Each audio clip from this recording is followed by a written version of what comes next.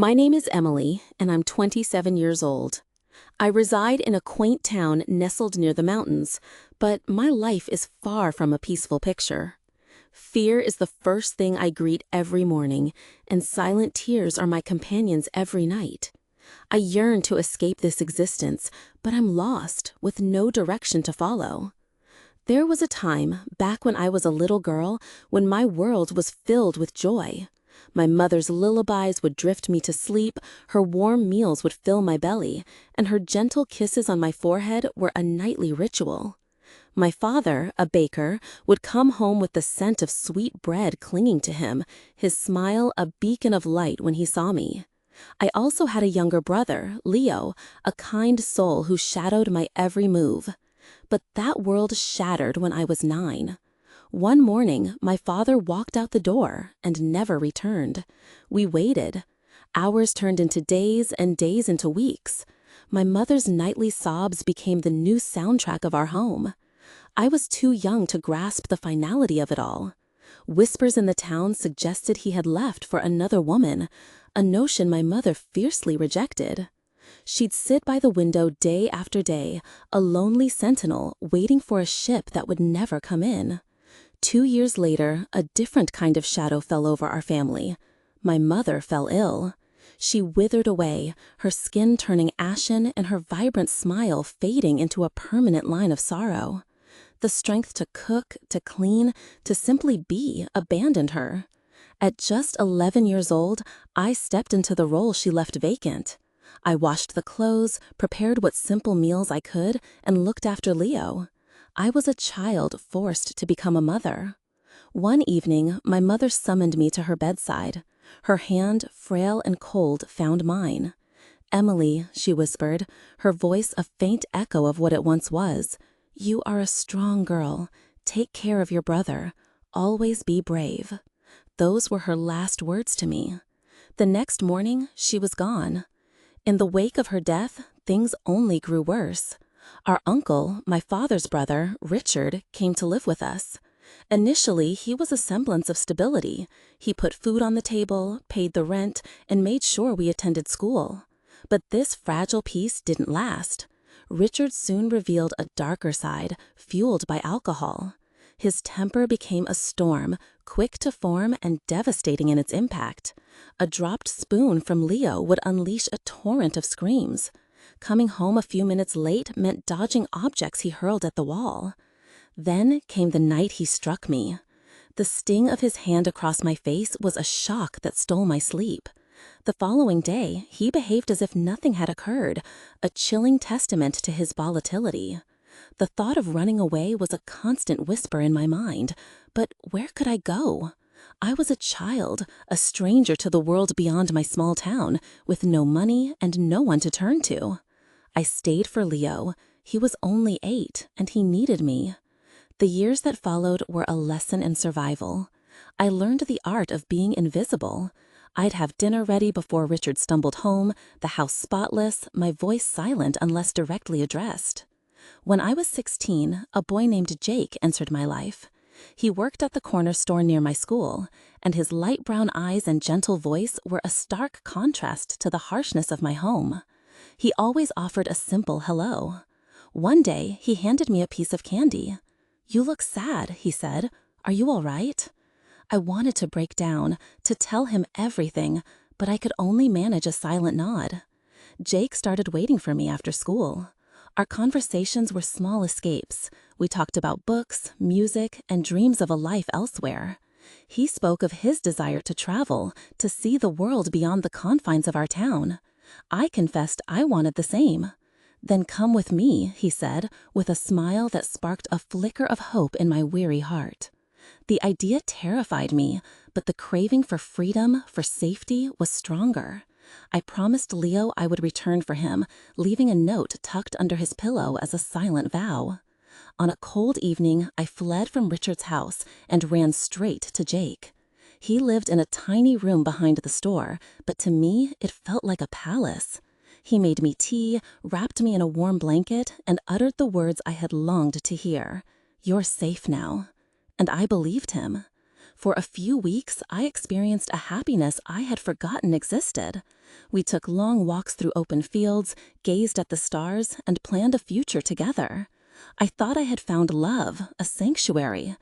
But then Jake lost his job. The anger that had been dormant within him began to surface. He spent his days drinking, his words turning bitter and accusatory. He claimed I couldn't understand his struggle, that I was lucky to have him. One night, the words turned physical. He pushed me, and I fell, my head hitting the floor. His apologies were immediate, filled with promises it wouldn't happen again. I chose to believe him because going back to Richard was not an option. I had nowhere else to go. But it did happen again, and again. Jake became a mirror image of Richard, shouting, breaking things, and chipping away at my soul with his cruel words. I felt myself shrinking, but I stayed, clinging to the naive hope that I could fix him, that my love could change him. At 18, I discovered I was pregnant. A wave of fear washed over me, but it was mingled with a sliver of hope. A baby, I thought, might be the anchor he needed. It might inspire him to love, to stop drinking. I was wrong. When I told him, his reaction was a glass shattered against the wall. "Are you trying to trap me?" he roared. I cried through the night, the reality of my situation crashing down. Leaving was no longer a desire, but a necessity. But how? I had no money, home, and no one to call for help. The breaking point came one night when he hit me so hard I couldn't get back on my feet. I lay on the floor, my hands protectively cradling my belly, terrified for the life growing inside me. The next day, I found my way to a local clinic. A nurse saw the bruises, both visible and invisible. "You need help," she said, pressing a card into my hand. It was for a women's shelter. That night, as Jake slept in a drunken stupor, I packed a small bag, my hands trembling, and I left. The shelter, located in a neighboring town, was a quiet haven. I was one of 10 women, each carrying her own story of pain, some with black eyes, others with broken hearts, but all of us searching for this same thing, peace. I stayed there until my son was born. I named him Mason. He had my eyes and a full head of dark hair. Holding him for the first time, I wept, whispering a promise. "I will never let anyone hurt you." Life wasn't easy, but I was resilient. The shelter helped me secure a job at a bakery. My days were filled with the rhythm of making bread, and my evenings were dedicated to Mason. We lived in a small room, 1 bed, 1 table, 2 chairs. It was sparse, but it was ours. For a time, I felt a sense of strength returning. I smiled more. I took Mason to the park and read books after he fell asleep. I actively pushed the memories of Jake and Richard into a locked corner of my mind. But the past has a way of finding you. One day, on my way home from the bakery, a voice called my name. "Emily?" I froze. My heart hammered against my ribs as I turned. It was him, Jake. He looked disheveled and tired, the stench of alcohol clinging to him. "I missed you," he said with a hollow smile. I stood paralyzed, silent. "I've changed," he pleaded. "I don't drink anymore. I want to see my son." "No," was the only word I could force out. He grabbed my arm. "Please, just once." I wrenched myself free and ran. That night, sleep offered no escape.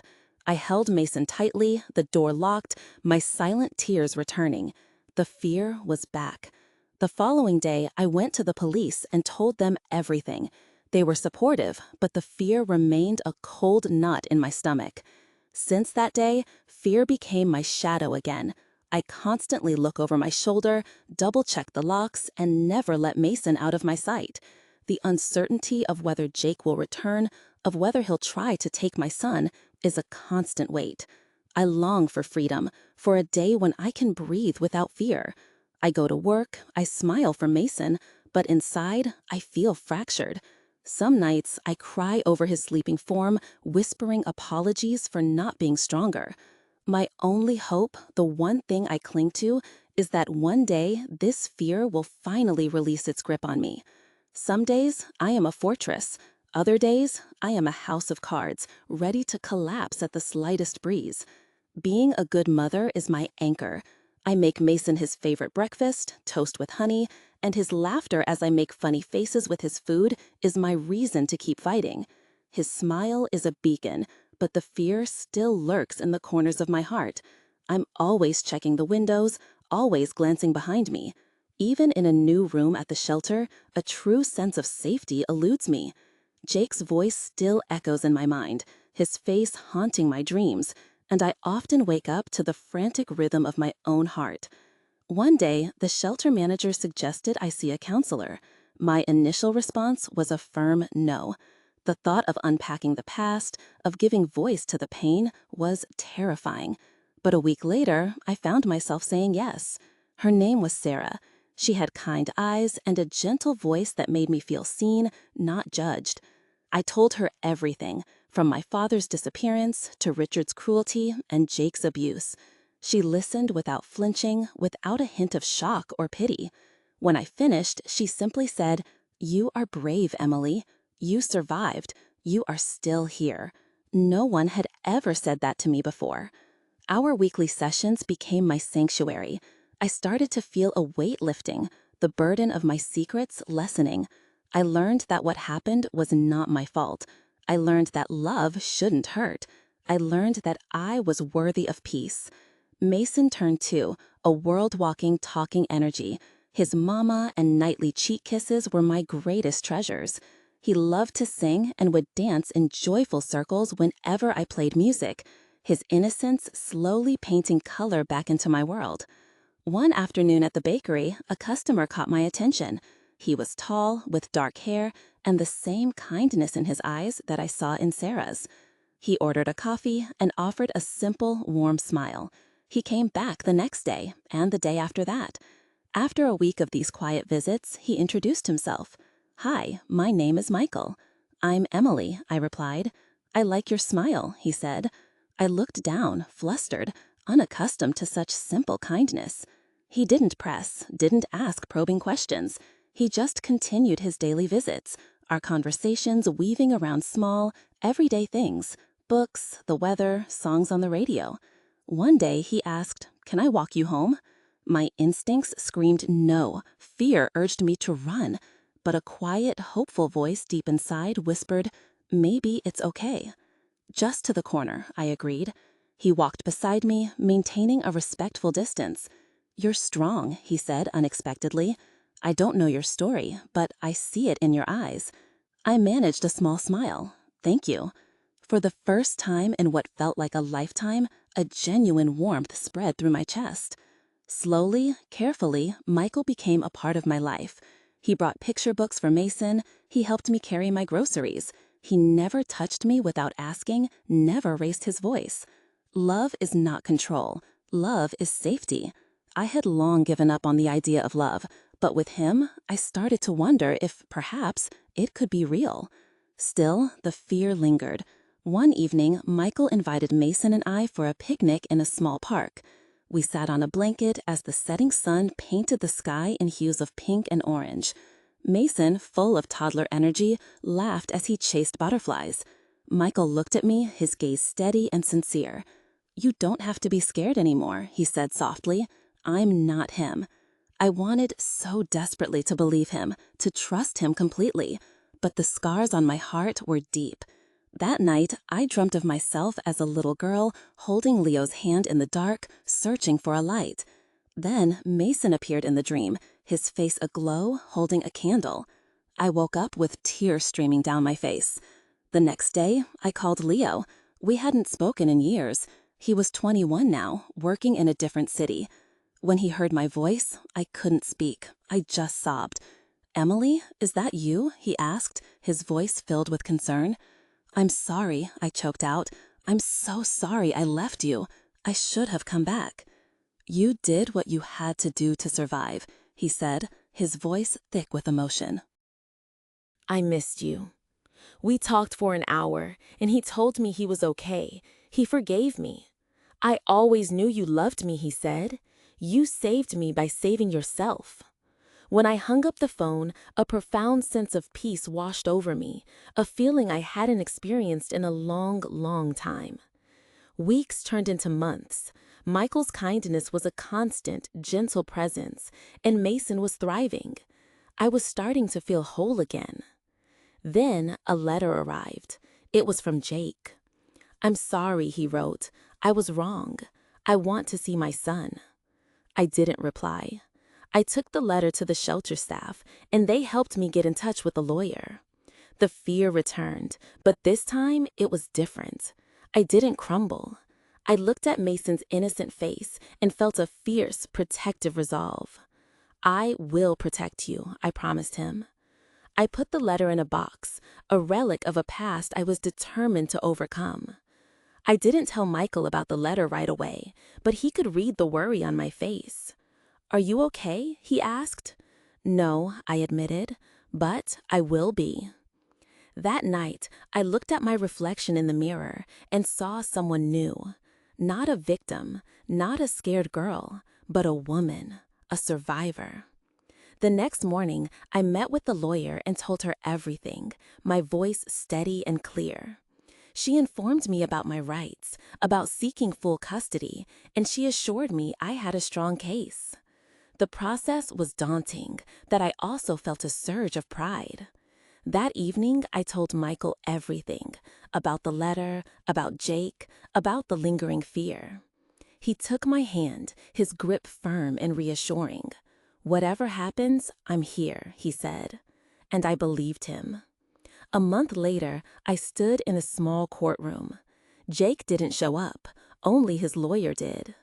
I answered every question thrown at me, my voice unwavering, my evidence, papers, photos, laid out as proof.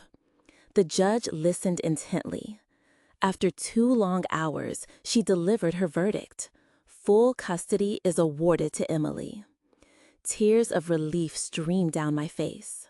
When I got home, Mason ran into my arms. I lifted him up, burying my face in his hair. "We're safe now," I whispered. That night, I burned the letter, watching the ashes of my past float away. Days bled into months. I moved out of the shelter and into a small apartment. It had 2 rooms and a tiny kitchen, but it was ours. I painted the walls a cheerful yellow and put flowers by the window. It finally felt like a real home. Michael was a frequent visitor, always patient, never pushing. "I'll wait until you're ready," he'd say. One evening, as we sat on the porch watching the stars, with Mason sleeping peacefully inside, Michael turned to me. "Emily, I love you," he said. "Not because of your past, but because of the incredible person you are now." This time, my tears were not from fear or sadness, but from a love I never thought I'd find. "I love you too," I replied. It wasn't a fairy tale ending. Life was still a struggle. I juggled 2 jobs, and nightmares still visited me some nights. I still checked the locks before bed, but the paralyzing fear was gone. I started to write my story, not for myself, but for other women who were trapped in the same darkness I had known. I wanted them to know they were not alone, that they were strong, that they could survive. I started volunteering at the shelter, holding the hands of women whose tears I recognized as my own. "There is hope," I tell them. "Look at me." I didn't forget my past, but I no longer lived in its shadow. Now I live for the present. I live for Mason's laughter, for the smell of fresh bread in the morning, for sunsets shared with Michael, for quiet nights and the comfort of a warm blanket. My life is a testament that even after the darkest storm, the sun can and will shine again.